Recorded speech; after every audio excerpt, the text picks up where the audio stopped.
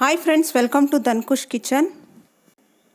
ಅಡುಗೆ ಮನೆಯಲ್ಲಿರುವಂಥ ಕೆಲವೊಂದು ಪದಾರ್ಥಗಳನ್ನ ಯೂಸ್ ಮಾಡಿಕೊಂಡು ಬಾಯಲ್ಲಿಟ್ಟರೆ ಬೆಣ್ಣೆ ಅಂತೆ ಕರಗುವಂಥ ಈ ರೀತಿಯಾದ ರುಚಿಕರವಾದ ಸ್ವೀಟ್ನ ಮಾಡ್ಕೋಬೋದು. ತುಂಬ ಟೇಸ್ಟಿಯಾಗಿರುತ್ತೆ. ಜಾಸ್ತಿ ಇಂಗ್ರೀಡಿಯೆಂಟು ಬೇಕಾಗಲ್ಲ. ಏನೇನೆಲ್ಲ ಇದಕ್ಕೆ ಬೇಕಾಗುತ್ತೆ ಅನ್ನೋದನ್ನು ತೋರಿಸ್ಕೊಡ್ತೀನಿ. ಹಾಗೆ ಹೇಗೆ ಮಾಡೋದು ಅನ್ನೋದನ್ನು ನೋಡೋಣ. ಅದಕ್ಕೂ ಮೊದಲು ನಮ್ಮ ಚಾನಲ್ನ ಸಬ್ಸ್ಕ್ರೈಬ್ ಆಗಿ. ಇದಕ್ಕೆ ಬೇಕಾಗಿರೋದು 3/4 ಕಪ್ಪಷ್ಟು ಪುಟಾಣಿ ಅಥವಾ ಹುರ್ಗಡ್ಲೆ. ಕ್ರಿಸ್ಪಿಯಾಗಿರಬೇಕು, ಮೆತ್ತಗಿದ್ರೆ ಅದನ್ನು ಸ್ವಲ್ಪ ಫ್ರೈ ಮಾಡ್ಕೊಳ್ಳಿ. ಹಾಗೆ 3/4 ಕಪ್ಪಷ್ಟು ಸಕ್ಕರೆನ ತೊಗೊಂಡಿದ್ದೀನಿ. ಇದು ಡ್ರೈ ಫ್ರೂಟ್ಸ್ಗಳು. ನೀವು ಈ ಮನೆಯಲ್ಲಿ ಯಾವುದೆಲ್ಲ ಡ್ರೈ ಫ್ರೂಟ್ಸ್ಗಳಿದೆಯೋ ಅದನ್ನು ಯೂಸ್ ಮಾಡಿ. ಡ್ರೈ ಫ್ರೂಟ್ಸ್ ಇಲ್ಲ ಅಂದರೂ ಪರವಾಗಿಲ್ಲ.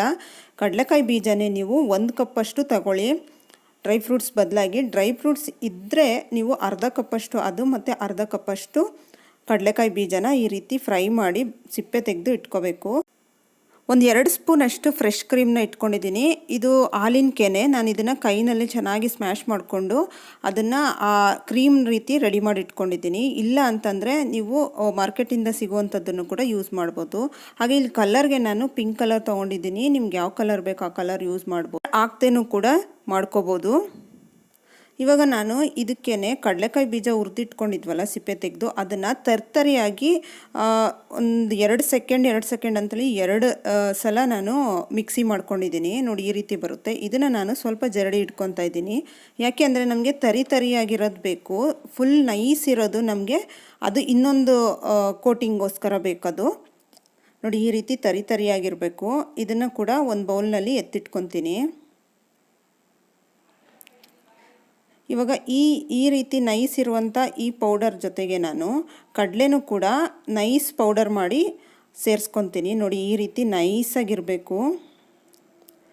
ಇದನ್ನು ಕೂಡ ಜರಡಿ ಇಟ್ಕೊತೀನಿ. ಏನಾದರೂ ಅರಳು ಥರ ಇದ್ದರೆ ಅದನ್ನೆಲ್ಲ ತೆಗೆದುಬಿಡ್ತೀನಿ. ನೀಟಾಗಿ ಜರಡಿ ಇಟ್ಕೊಳ್ಳಿ. ಅದನ್ನ ಅಕಸ್ಮಾತ್ ಏನಾದರೂ ಜರಡಿ ಹಿಡಿಯೋದಕ್ಕೆ ಕಷ್ಟ ಆಗ್ತಿದ್ರೆ ನೀವು ಒಂದು ಸ್ಪೂನ್ನ ಸಹಾಯದಿಂದ ಜರಡಿ ಮಾಡ್ಕೋಬೋದು. ನೋಡಿ, ಈ ರೀತಿ ಇರೋದನ್ನೆಲ್ಲ ತೆಗಿಬೇಕು. ಇವಾಗ ಇದನ್ನು ಪೂರ್ತಿ ಚೆನ್ನಾಗಿ ನೀಟಾಗಿ ಮಿಕ್ಸ್ ಮಾಡ್ಕೊ. ಒಂದು ಪಾತ್ರೆಗೆ ನಾನು ಸಕ್ಕರೆನ ಸೇರಿಸ್ಕೊತಾ ಇದ್ದೀನಿ. ಎಷ್ಟು ಸಕ್ಕರೆ ಸೇರಿಸ್ಕೊತಾ ಇದ್ದೀನೋ ಅದರಲ್ಲಿ ಅರ್ಧದಷ್ಟು ನೀರನ್ನು ಸೇರಿಸ್ಕೊಂಡು ಇದು ಅಂಟು ಪಾಕ ಬರೋವರೆಗೂ ಚೆನ್ನಾಗಿ ಕುದಿಸ್ಕೋಬೇಕು. ಇದು ಒಂದೇಳೆ ಪಾಕ ಬರಬಾರ್ದು. ಜಸ್ಟ್ ಕೈ ಅಂಟ್ತಿದ್ರೆ ಸಾಕು. ನೋಡಿ, ಈ ರೀತಿ ಅಂಟು ಪಾಕ ಬಂದರೆ ಇದು ಕರೆಕ್ಟ್ ಕನ್ಸಿಸ್ಟೆನ್ಸಿ ಅಂತೇಳಿ. ಈ ಟೈಮ್ನಲ್ಲಿ ನಾವು ಪೌಡರ್ ಮಾಡಿಟ್ಕೊಂಡಿದ್ವಲ್ಲ ಕಡಲೆ ಪೌಡರು, ಅದನ್ನು ಸೇರಿಸ್ಕೊಬೇಕು. ಸೇರಿಸ್ಕೊಂಡು ಚೆನ್ನಾಗಿ ಕೈ ಬಿಡ್ದಂಗೆ ಚೆನ್ನಾಗಿ ಮಿಕ್ಸ್ ಮಾಡ್ಕೋಬೇಕು. ಇಲ್ಲ ಅಂದರೆ ಗಂಟುಗಳಾಗ್ಬಿಡುತ್ತೆ. ಚೆನ್ನಾಗಿ ಒಂದಕ್ಕೊಂದು ಚೆನ್ನಾಗಿ ಹೊಂದ್ಕೊಳ್ಳೋ ರೀತಿಯಲ್ಲಿ ಮಿಕ್ಸ್ ಮಾಡ್ಕೋಬೇಕು. ಬೇಕಂದರೆ ನೀವು 1-2 ಸ್ಪೂನ್ ತುಪ್ಪನೂ ಕೂಡ ಈ ಟೈಮ್ನಲ್ಲಿ ಯೂಸ್ ಮಾಡ್ಬೋದು. ತುಂಬ ಚೆನ್ನಾಗಾಗುತ್ತೆ ಮತ್ತು ತಳ ಹತ್ತಲ್ಲ. ಈ ಟೈಮ್ನಲ್ಲಿ ನಾನು ಇದಕ್ಕೆ ಫ್ರೆಶ್ ಕ್ರೀಮ್ನ ಆ್ಯಡ್ ಮಾಡ್ಕೊತಾ ಇದ್ದೀನಿ. ಫ್ರೆಶ್ ಕ್ರೀಮ್ ಬದಲಾಗಿ ನೀವು ಕಂಡೆನ್ಸ್ಡ್ ಮಿಲ್ಕ್ನು ಕೂಡ ಯೂಸ್ ಮಾಡ್ಬೋದು. ಹಾಗೆ ಇದನ್ನು ಚೆನ್ನಾಗಿ ಮಿಕ್ಸ್ ಮಾಡ್ಕೋಬೇಕು. ಇದನ್ನು ಮಿಕ್ಸ್ ಮಾಡೋ ಟೈಮ್ನಲ್ಲಿ ನೀರು ಬಿಟ್ಟಂಗೆ ಆಗುತ್ತೆ. ಅದು ನೀಟಾಗಿ ಚೆನ್ನಾಗಿ ಒಂದಕ್ಕೊಂದು ಹೊಂದ್ಕೊಳ್ಳೋವರೆಗೂ ಕೈ ಬಿಡ್ದಂಗೆ ಮಿಕ್ಸ್ ಮಾಡಬೇಕು. ಇಲ್ಲ ಅಂದರೆ ತಳ ಹತ್ತುತ್ತೆ. ಈ ರೀತಿ 1-2 ನಿಮಿಷ ಮಿಕ್ಸ್ ಮಾಡಿದ್ರೆ ಸಾಕು. ಅದು ಆಲ್ಮೋಸ್ಟ್ ಆಗ್ತಾಯಿದೆ.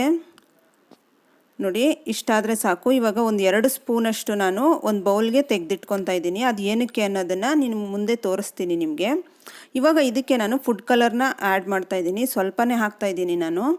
ಬೇಕಂದರೆ ಯೂಸ್ ಮಾಡಿ ಫುಡ್ ಕಲರು. ಇಲ್ಲ ಅಂದರೆ ನೀವು ಫುಡ್ ಕಲರ್ ಇಲ್ಲದೇನೂ ಕೂಡ ಮಾಡ್ಕೋಬೋದು. ಚೆನ್ನಾಗೇ ಆಗುತ್ತೆ. ಏನು ಟೇಸ್ಟ್ ಏನೂ ವ್ಯತ್ಯಾಸ ಆಗಲ್ಲ. ನೋಡಿ, ಇವಾಗ 2 ಸ್ಪೂನ್ ನಾನು ಎತ್ತಿಟ್ಕೊಂಡಿದ್ನಲ್ಲ ಅದಕ್ಕೇ ಡ್ರೈ ಫ್ರೂಟ್ಸು ಮತ್ತು ತರ್ತರಿಯಾಗಿ ಪೌಡ್ರ್ ಮಾಡ್ಕೊಂಡಿದ್ವಲ್ಲ ಕಡಲೆಕಾಯಿ ಬೀಜದ್ದು, ಅದನ್ನು ಕೂಡ ಹಾಕ್ಕೊಂಡು ಚೆನ್ನಾಗಿ ಮಿಕ್ಸ್ ಮಾಡ್ಕೊತಾ ಇದ್ದೀನಿ. ನೋಡಿ, ಈ ರೀತಿ ಮಿಕ್ಸ್ ಮಾಡ್ಕೊಂಡ್ಮೇಲೆ ಇದಕ್ಕೆ ಸ್ವಲ್ಪ ಒಂದು ಸ್ಪೂನಷ್ಟು ಏಲಕ್ಕಿ ಪೌಡರ್ನು ಕೂಡ ಯೂಸ್ ಮಾಡ್ತಾಯಿದ್ದೀನಿ. ಇವಾಗ ಇದಕ್ಕೆ ಫುಲ್ಲು ಚೆನ್ನಾಗಿ ಮಿದ್ಕೋಬೇಕು. ಕೈಗೆ ಅಂಟಬಾರ್ದು ಅಂದರೆ ಸ್ವಲ್ಪ ತುಪ್ಪನ ಕೈಗೆ ಸವರ್ಕೊಂಡು ಈ ರೀತಿ ಚೆನ್ನಾಗಿ ಒಂದಕ್ಕೊಂದು ಮಿಕ್ಸ್ ಮಾಡ್ಕೋಬೇಕು. ಈ ರೀತಿ ಒಂದು ಪೇಪರ್ಗೆ ತುಪ್ಪ ಅಥವಾ ಎಣ್ಣೆನ ಸವರಿಟ್ಕೊಂಡಿರಿ. ಅದಕ್ಕೆ ಈ ರೀತಿ ಆ ಉಂಡೆನ ತೆಗೆದು ನಿಮಗೆ ಯಾವ ಶೇಪ್ ಬೇಕೋ ಆ ಶೇಪ್ ಮಾಡ್ಕೋಬೋದು. ಬಾಕ್ಸ್ ಶೇಪ್ ಬೇಕಾದರೆ ಆ ರೀತಿ ಮಾಡ್ಕೊಳ್ಳಿ. ಇಲ್ಲಾಂದರೆ ಉದ್ದಕ್ಕೆ ರೌಂಡ್ ಶೇಪ್ ಮಾಡ್ಕೊಳ್ಳೋದಿದ್ರೆ ಮಾಡ್ಕೊಳ್ಳಿ. ಈ ರೀತಿ ಒಂದು ಕವರ್ನಲ್ಲಿ ಚೆನ್ನಾಗಿ ಒತ್ತಿ ನೀಟಾಗಿ ಶೇಪ್ ಕೊಟ್ಕೊಳ್ಳಿ. ನೋಡಿ ಯಾವ ರೀತಿ ಆಗಿದೆ ಅಂತೇಳಿ. ಈಗ ಈ ತಟ್ಟೆಗೂ ಕೂಡ ತುಪ್ಪನ ಸವರಿಡೋಣ. ಯಾಕೆ ಅಂತಂದರೆ ಈಗ ನಾವು ಒಲೆ ಮೇಲೆ ಇಟ್ಟಿದ್ದೀವಲ್ಲ, ಆ ಮಿಕ್ಸ್ಚರ್ನು ಕೂಡ ತೆಗೆದು ಇದರಲ್ಲಿ ಹಾಕಿ ಚೆನ್ನಾಗಿ ನಾದ್ಕೋಬೇಕು.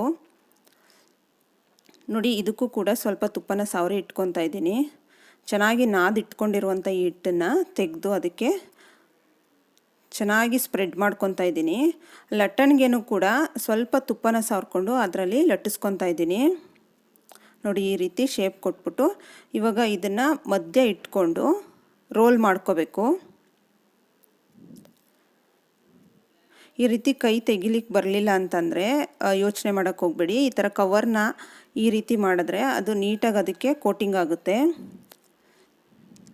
ಈ ರೀತಿ ನಾನು ತೋರಿಸೋ ರೀತಿ ಮಾಡಿದ್ರೆ ಅದು ನೀಟಾಗಿ ಕೋಟಿಂಗ್ ಆಗುತ್ತೆ ಸುತ್ತಲೂ. ಈ ರೀತಿ ಮಾಡಿಕೊಂಡು ನೀಟಾಗಿ ನಿಧಾನವಾಗಿ ಸ್ಮೂತಾಗಿ ಹ್ಯಾಂಡ್ಲ್ ಮಾಡಬೇಕು. ಅದಿನ್ನೂ ಸೆಟ್ ಆಗೋದಕ್ಕೆ ಟೈಮ್ ಬೇಕು. ಹಾಗಾಗಿ ನಾವೇನಾದರೂ ಸ್ವಲ್ಪ ಅದನ್ನು ಹಾರ್ಡಾಗಿ ಮಾಡಿದ್ರೆ ನಾವು ಯಾವ ರೀತಿ ಅದನ್ನು ಪ್ರೆಸ್ ಮಾಡಿರ್ತೀವೋ ಅದೇ ಶೇಪ್ನಲ್ಲಿ ಉಳ್ಕೊಳ್ಳುತ್ತೆ. ನೋಡಿ, ಇವಾಗ ಇದು ಕರೆಕ್ಟ್ ಶೇಪಿಗೆ ಬಂದಿದೆ. ಇದ್ರ ಮೇಲೆ ಸ್ವಲ್ಪ ನಾನು ಬಿಳಿ ಎಳ್ಳನ್ನು ಹಾಕ್ಕೊತಾ ಇದ್ದೀನಿ. ಈ ರೀತಿ ಮಾಡಿಕೊಂಡು ಅದನ್ನು ಪೂರ್ತಿ ಅದಕ್ಕೆ ಕಚ್ಕೊಳ್ಳೋ ರೀತಿಯಲ್ಲಿ ಮಾಡ್ಕೊತಾ ಇದ್ದೀನಿ. ನೋಡಿ, ಈಗ ಇದನ್ನು ನಾವು ಹಿಂದೆಗಡೆ ಕೂಡ ಈ ರೀತಿ ಮಾಡಿಕೊಂಡು ಬಿಳಿ ಎಳ್ಳನ್ನು ಸೇರಿಸ್ಕೋಬೋದು. ಇದನ್ನು ಕಟ್ ಮಾಡ್ತಾ ಇದ್ದೀನಿ. ಆದಷ್ಟು ನೀವು ಮಾಡಿ 1 ಅವರ್ ಬಿಟ್ಟು ನಂತರ ಕಟ್ ಮಾಡಿ, ಆವಾಗ ಚೆನ್ನಾಗಿ ಸೆಟ್ಟಾಗಿರುತ್ತೆ, ನೀಟಾಗಿ ಪೀಸ್ಗಳಾಗುತ್ತೆ. ನಾನಿದು ಮಾಡಿದ ತಕ್ಷಣವೇ ಕಟ್ ಮಾಡ್ತಾ ಇದ್ದೀನಿ. ಸ್ವಲ್ಪ ಕಟ್ ಮಾಡಲಿಕ್ಕೂ ಕೂಡ ಕಷ್ಟ ಆಗ್ತಿದೆ. ಯಾಕೆ ಅಂತಂದರೆ ಇದು ತುಂಬ ಸಾಫ್ಟ್ ಇದೆ. 1 ಅವರ್ ಬಿಟ್ಟು ಅದು ಕರೆಕ್ಟಾಗಿ ಸೆಟ್ಟಾಗಿರುತ್ತೆ. ನೋಡಿ ಎಷ್ಟು ಚೆನ್ನಾಗಿದೆ ಅಂತೇಳಿ. ತುಂಬ ಅಂದರೆ ತುಂಬಾ ಟೇಸ್ಟಿಯಾಗಿತ್ತು. ಮಾಡಿದ ದಿನಕ್ಕಿಂತ ಅದನ್ನು ನೆಕ್ಸ್ಟ್ ಡೇ ತಿಂದರೆ ಇನ್ನೂ ರುಚಿಯಾಗಿರುತ್ತಿದ್ದು. ಈ ವಿಡಿಯೋ ನಿಮ್ಗೆ ಇಷ್ಟ ಆಗಿದೆ ಅಂತ ತಿಳ್ಕೊತೀನಿ. ಇಷ್ಟ ಆಗಿದರೆ ಸಬ್ಸ್ಕ್ರೈಬ್ ಆಗಿ, ಹಾಗೆ ಲೈಕ್ ಬಟನ್ನ ಕ್ಲಿಕ್ ಮಾಡಿ, ಹಾಗೆ ಬೆಲ್ ಐಕನ್ನು ಕೂಡ ಕ್ಲಿಕ್ ಮಾಡಿ. ನಿಮ್ಮ ಫ್ಯಾಮಿಲಿ ಫ್ರೆಂಡ್ಸ್ ಜೊತೆ ಈ ವಿಡಿಯೋನ ಶೇರ್ ಮಾಡಿ. Thanks for watching.